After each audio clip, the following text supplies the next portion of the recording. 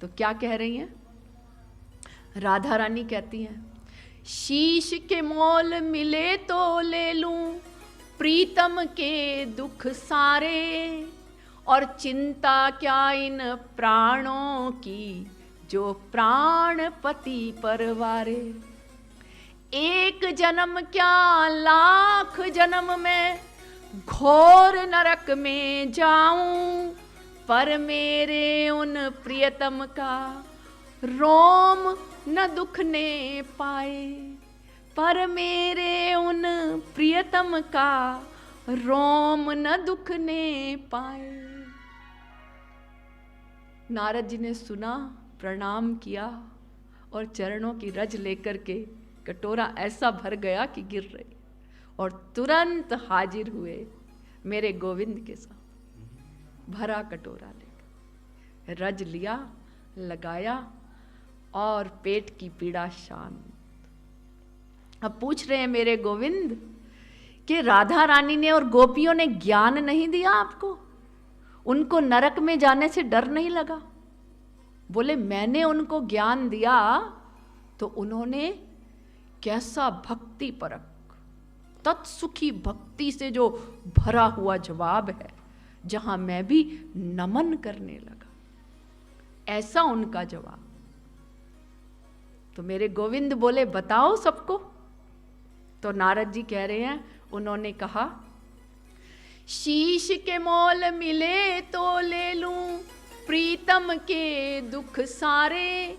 ये शीश काट करके इस मोल से भी मेरे प्रीतम के दुख मिल जाए तो मैं ले लूं।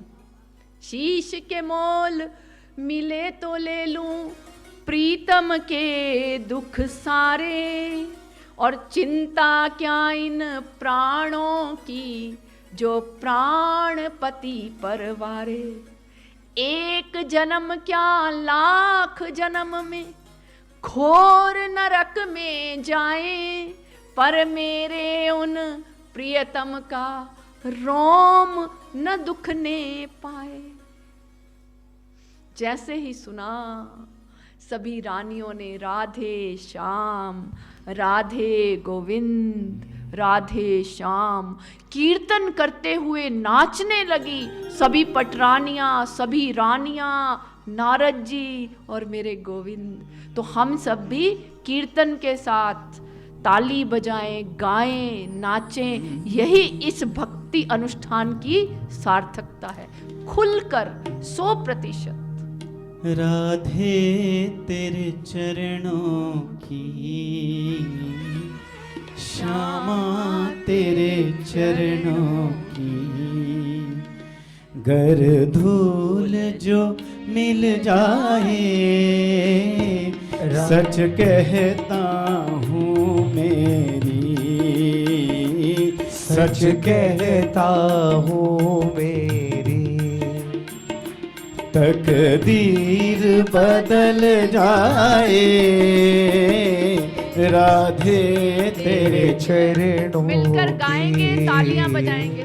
श्यामा तेरे चरणों की, गर धूल जो मिल जाए, राधे तेरे चरणों की।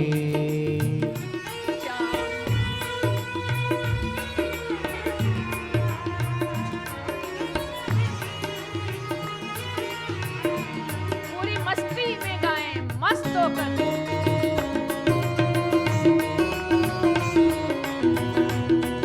राधा रानी मैया की जय।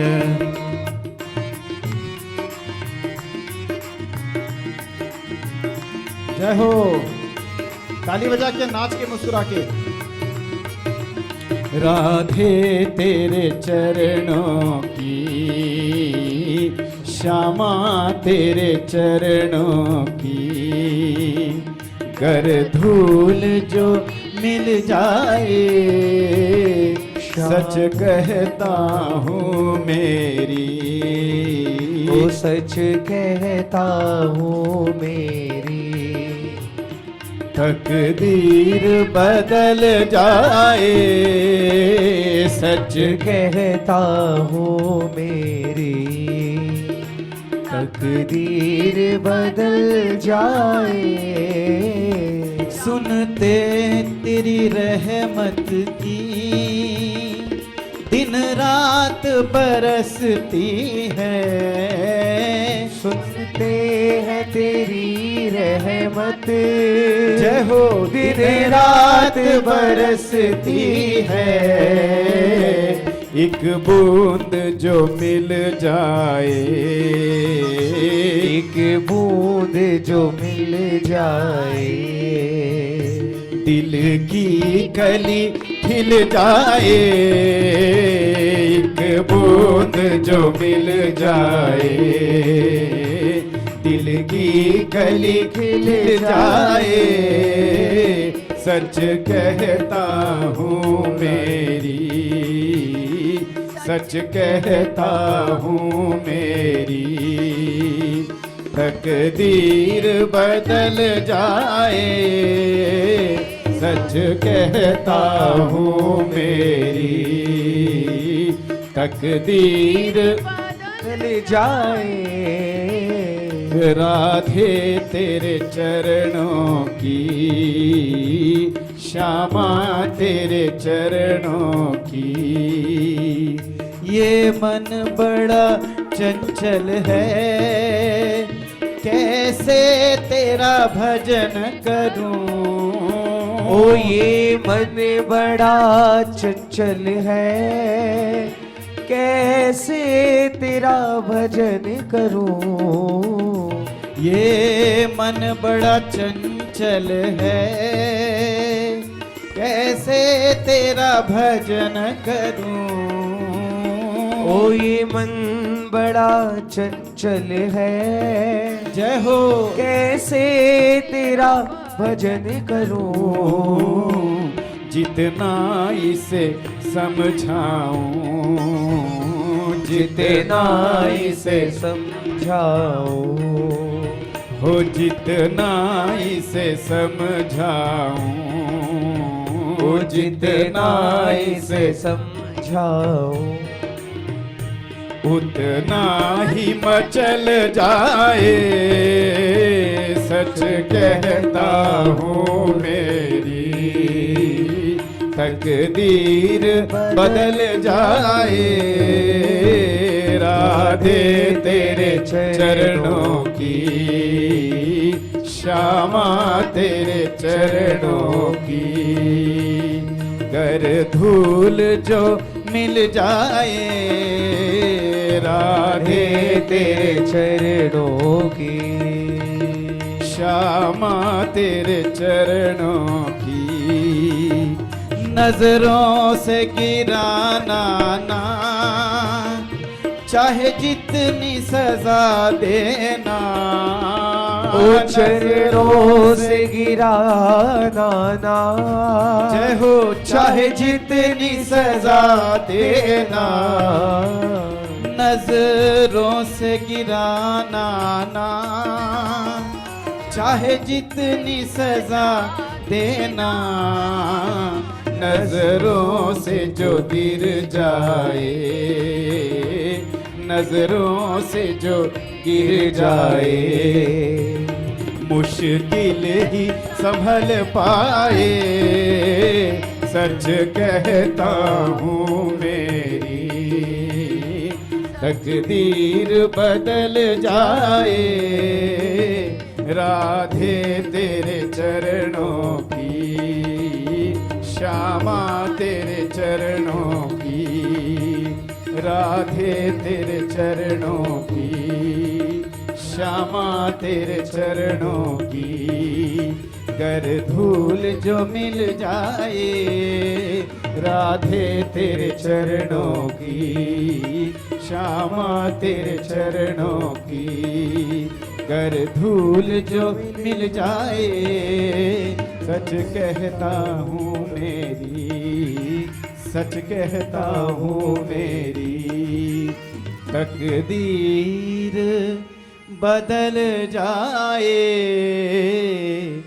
राधे तेरे चरणों की, श्यामा तेरे चरणों की।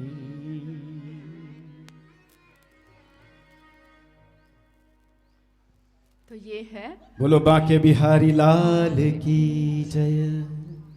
ये है राधा भक्ति, जो तत्सुखी सुखित्व, जिसमें स्वार्थ लेश मात्र नहीं।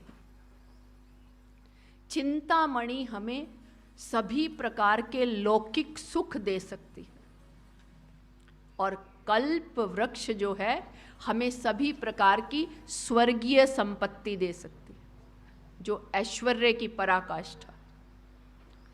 परंतु गुरु की और मेरे गोविंद की जो कृपा है, वो योगियों के लिए भी जो दुर्लभ है, ऐसा वैकुंठ का हमें वास दे सकता।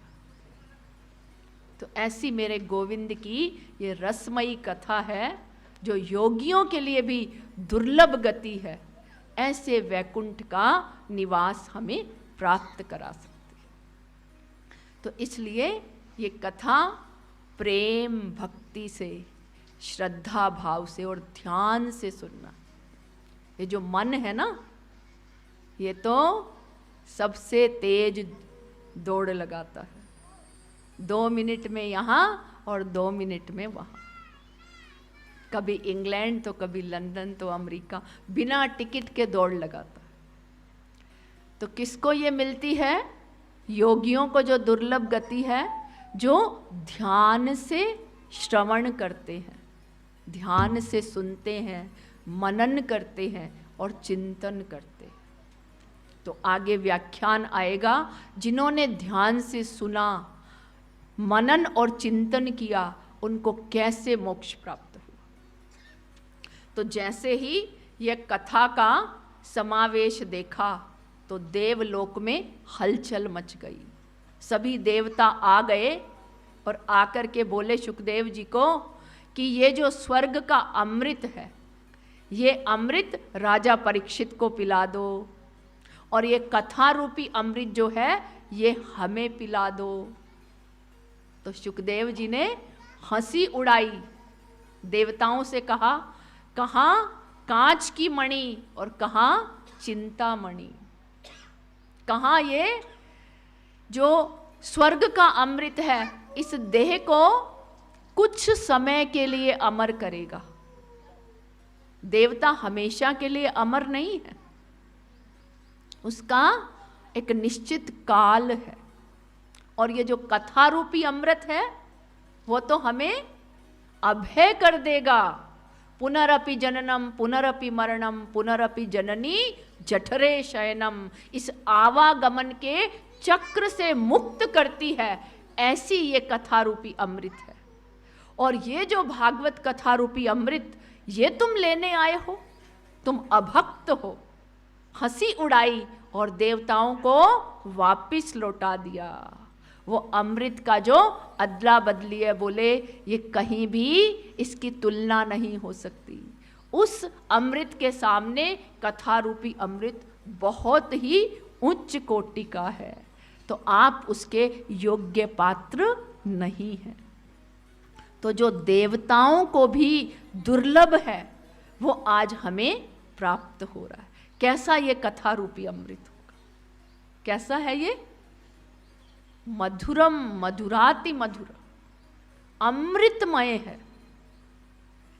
इतना विलक्षण है कि शेष नाग भी अपने सहस्त्रों हजारों मुख से इसकी महिमा का गान करें तो कर नहीं पाएंगे, इतनी विलक्षण है। तो इस प्रकार से देवताओं को वापस लौटा दिया और बोले ये जो कथा रूपी अमृत है, जिससे ये जन्म और मरण का, आने जाने का जो चक्र है, उससे जो मुक्त हो जाए, और अभय का दान, ये जो मृत्यु का जो डर है ना, भय, इससे जो मुक्त करा दे, यही कथा रूपी अमृत मैं राजा परीक्षित को पिलाऊंगा। इस प्रकार देवताओं को जो प्राप्त नहीं हुई, आज हमें कैसे उनकी महती कृपा से यह प्राप्त हो रहा है।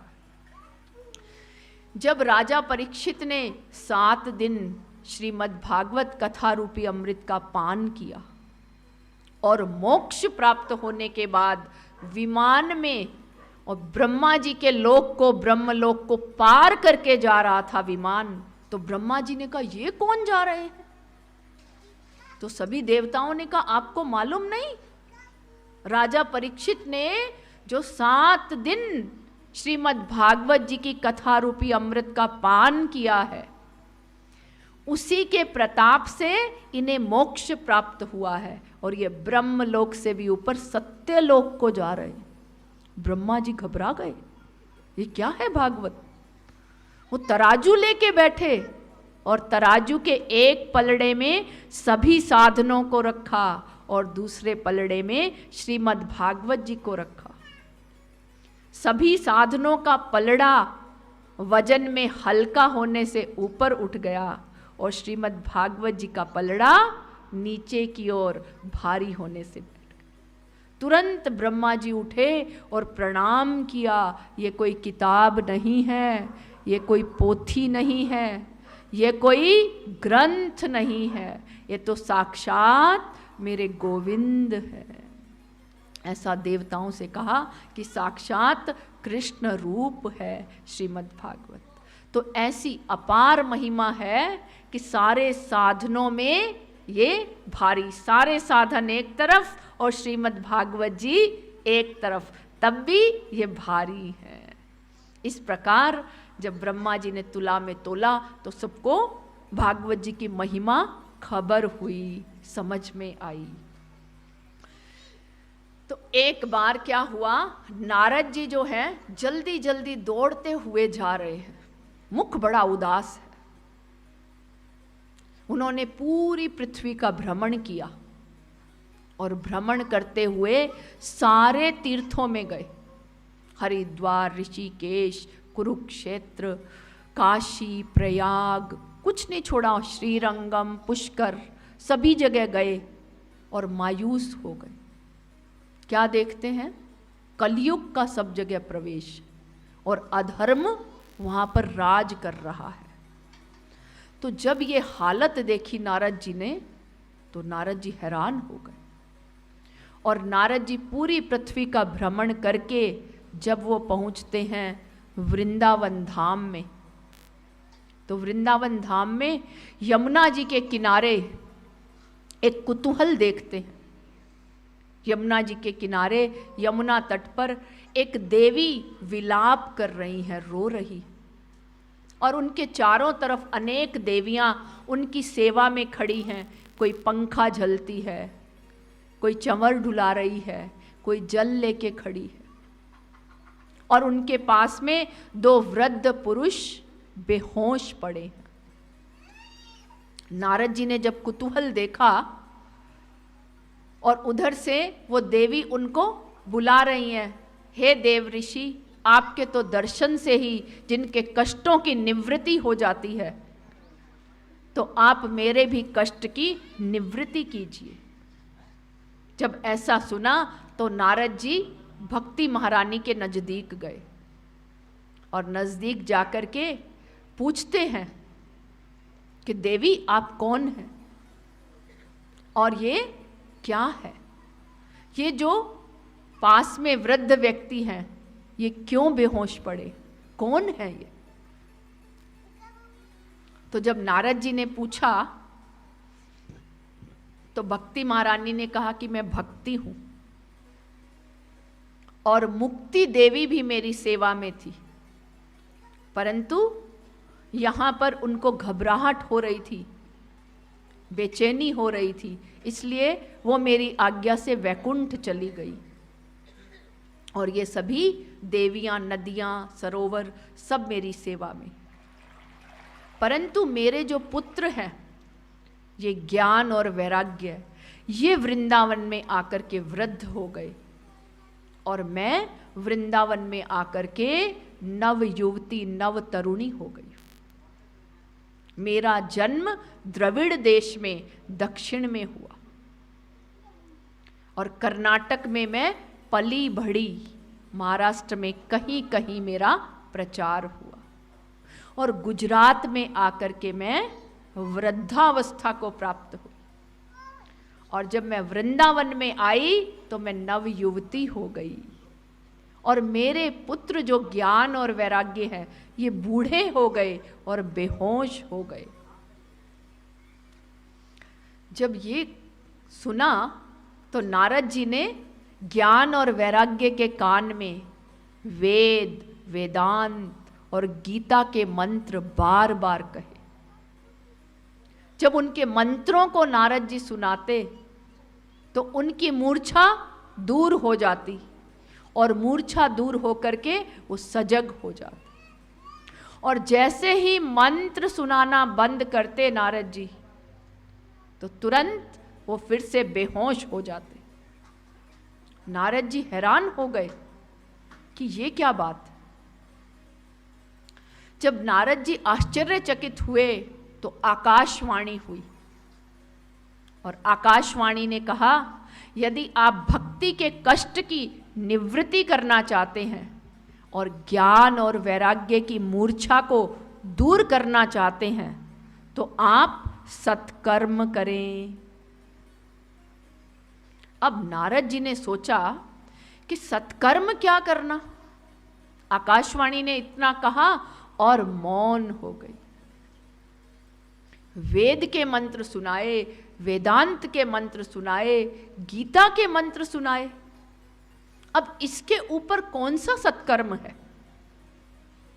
तो नारद जी ने फिर से पृथ्वी का भ्रमण शुरू किया।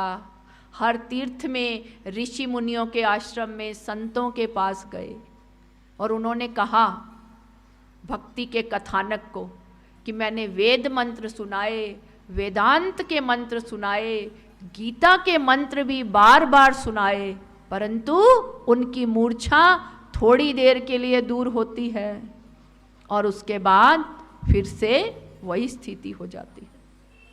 मेरा एक आग्रह है, जो भी कथा सुन रहे हैं वो शांति पूर्वक बैठे। बार बार ये आना जाना थोड़ा बंद करेंगे, तब आनंद आएगा कथा सुनने का। तो जब ये पृथ्वी पर पूरा भ्रमण करने लगे तो नारद जी पृथ्वी के भ्रमण का वर्णन करते हैं और उनको कहीं से समाधान नहीं मिलता। तो पृथ्वी पर जो भ्रमण करते हैं तो नारद जी क्या व्याख्या करते हैं कि क्या स्थिति है, कलयुग और अधर्म ने पृथ्वी में तीर्थों का क्या हाल कर दिया है। तो वो सुनेंगे हम ध्यान से। देख तेरे संसार की हालत क्या हो गई भगवान, कितना बदल गया इंसान, कितना बदल गया इंसान। ओ देख तेरे संसार की हालत क्या हो गई भगवान, कितना बदल गया इंसान, कितना बदल गया इंसान, कितना बदल गया इंसान। सूरज न बदला, चांद न बदला, न बदला रे आसमान, कितना बदल गया इंसान, कितना बदल गया इंसान। ओ सूरज न बदला, चांद न बदला, न बदला रे आसमान, कितना बदल गया इंसान, ओ कितना बदल गया इंसान। आया समय बड़ा बेढंगा, आज आदमी बना लफंगा, आज आदमी बना लफंगा। कहीं पे झगड़ा कहीं पे दंगा, नाच रहा नर होकर नंगा, नाच रहा नर होकर नंगा, नाच रहा नर होकर नंगा, नाच रहा नर होकर नंगा। छल और कपट के हाथों अपना, छल और कपट के हाथों अपना बेच रहा ईमान, कितना बदल गया इंसान, ओ कितना बदल गया इंसान, कितना बदल गया इंसान, ओ कितना बदल गया इंसान। राम के भक्त रहीम के बंदे, रटते आज परेत के फंदे, रटते आज परेत के फंदे, रटते आज परेत के फंदे, रटते आज परेत के फंदे। कितने ये मक्कार ये अंधे,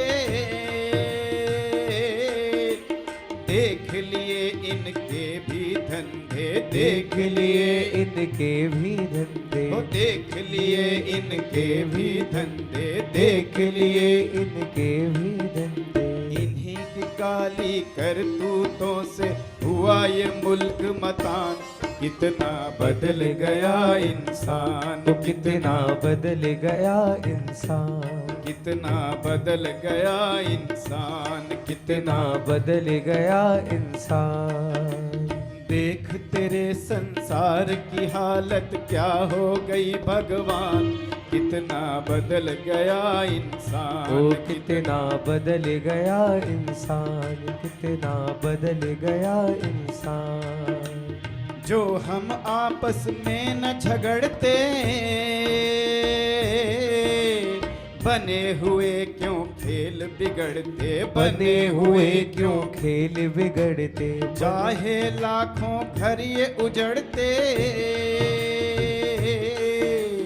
क्यों ये बच्चे माँ से बिछड़ते, क्यों ये बच्चे माँ से बिछड़ते, फूट फूट कर क्यों रोते प्यारे बाबू के प्राण, कितना बदल गया इंसान, ओ कितना बदल गया इंसान, कितना बदल गया इंसान, कितना बदल गया इंसान। देख तेरे संसार की हालत क्या हो गई भगवान, कितना बदल गया इंसान, ओ कितना बदल गया इंसान, कितना बदल गया इंसान, ओ कितना बदल गया इंसान। देख तेरे संसार की हालत क्या हो गई भगवान, कितना बदल गया इंसान, कितना बदल गया इंसान। बोलो बांके बिहारी लाल की जय।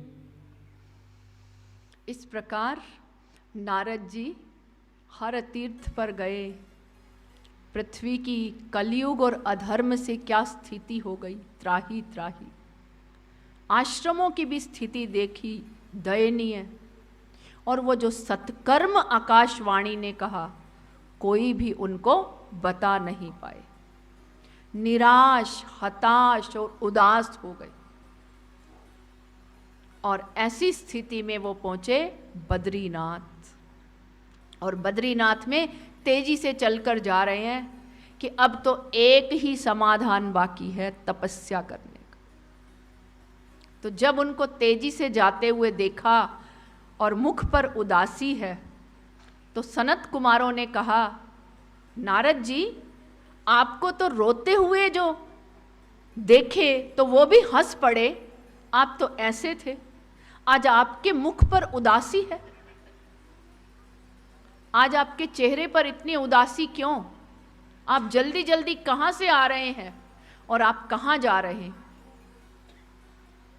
तो नारद जी ने प्रणाम किया, अच्छा हुआ, मैं तो आपको ही खोज रहा था। आप जैसी महान विभूति मुझे मिले तो मेरे और भक्ति के कष्ट की निवृत्ति हो। बोले क्या हुआ?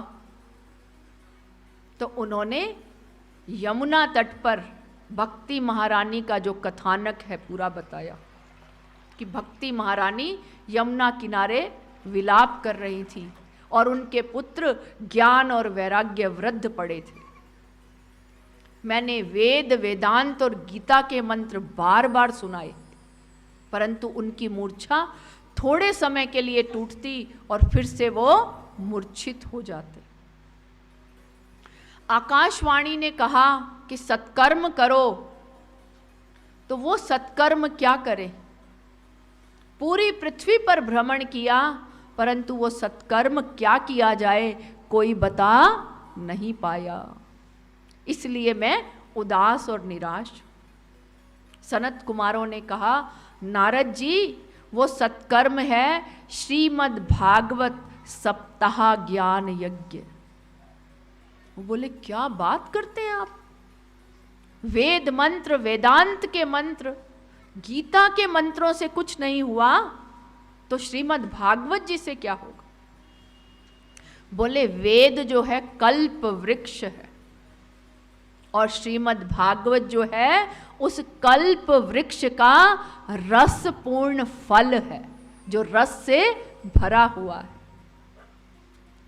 जो फल में रस है वो वृक्ष की शाखाओं में, जड़ में नहीं होता, जबकि वहीं से बनता है।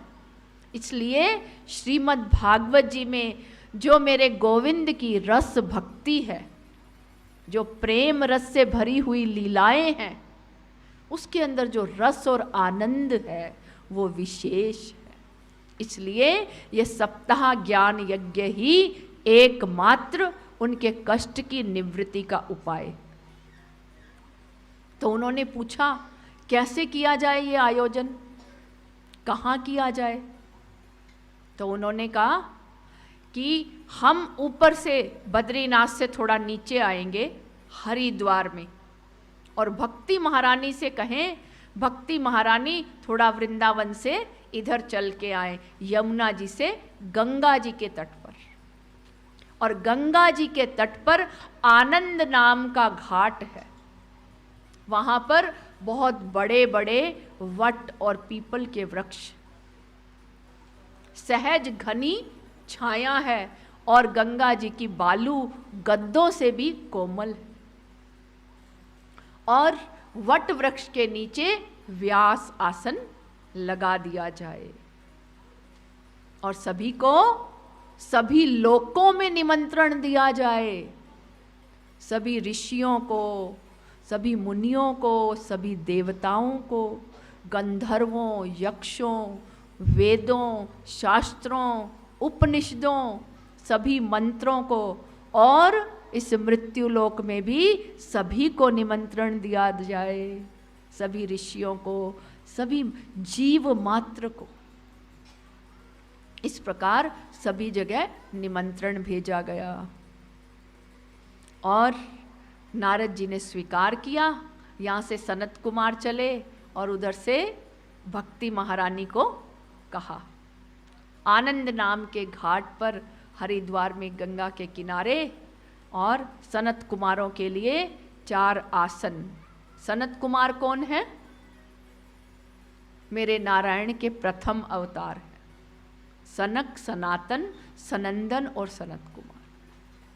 इनको सनत कुमार कहा जाता है। तो वो चारों व्यास पीठ पर आसीन हुए और मुख्य श्रोता के रूप में नारद जी विराजमान। गृहस्थ में हैं तो पत्नी सहित बैठे और विरक्त हैं तो अकेले बैठे। और उसमें भक्ति, ज्ञान और वैराग्य के लिए भी 3 आसन लगा दिए गए। और सनत कुमारों ने आज जो है ये भागवत जी की महात्म्य की कथा चल रही। भागवत जी की कथा कल से शुरू होगी। तो भागवत जी की महिमा जो है सनत कुमारों ने शुरू की और नारद जी सुन रहे हैं। और जैसे ही महात्म्य की कथा होने लगी तो वहाँ पर नृत्य करते हुए भक्ति, ज्ञान और वैराग्य तीनों पधार गए नाचते हुए। उनके लिए आसन विराजमान था और भक्ति महारानी तो सबके हृदय में विराजमान हो गई। और जब भक्ति महारानी हृदय में विराजमान हो जाती है तो अंदर से भगवत नाम का कीर्तन धुनी अपने आप गूंजती है। हरि नारायण नारायण हरि नारायण हरि ओम। हरि नारायण नारायण नारायण हरि ओम। हरि नारायण नारायण नारायण हरि नारायण नारायण नारायण हरि ओम हरि ओम हरि ओम हरि ओम हरि ओम हरि ओम हरि ओम हरि ओम हरि ओम हरि ओम हरि ओम हरि ओम हरि ओम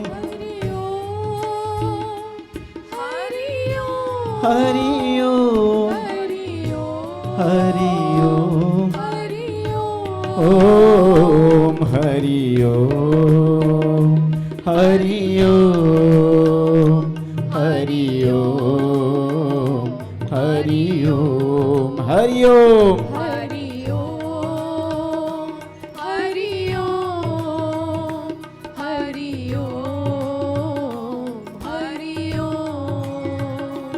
ओ मुकुंद मुरारी राधा माधव हे गिरिधारी रास बिहारी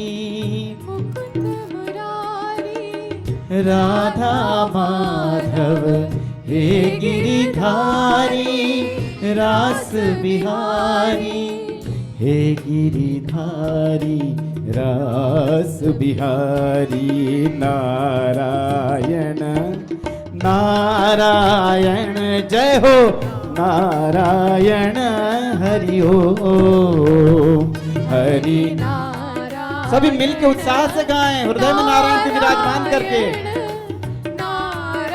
नारायण की धुनी लग जाए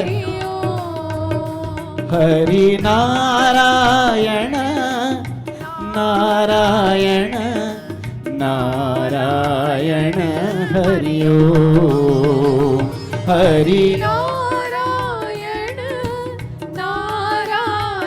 भक्ति से परिपूर्ण होकर गाएं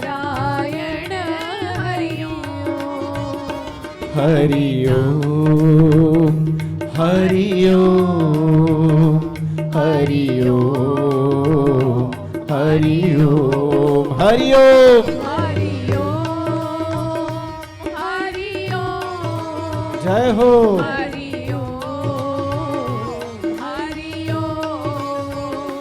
हरि नारायण नारायण नारायण हरि ओम जय हो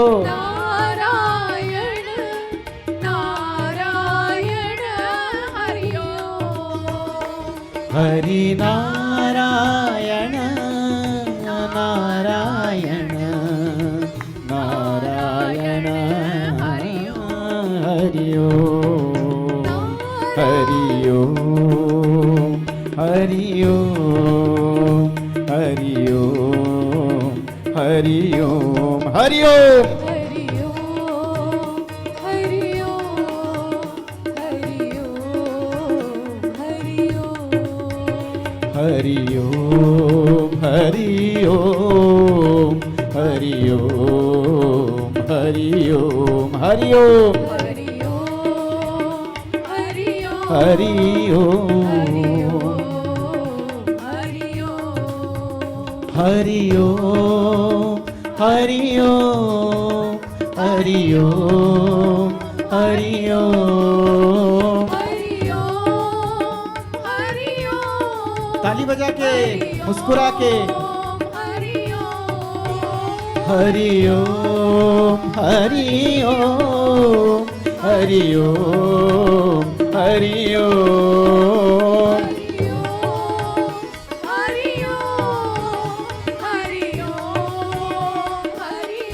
ओम हरि ओम हरि ओम हरि ओम हरि ओम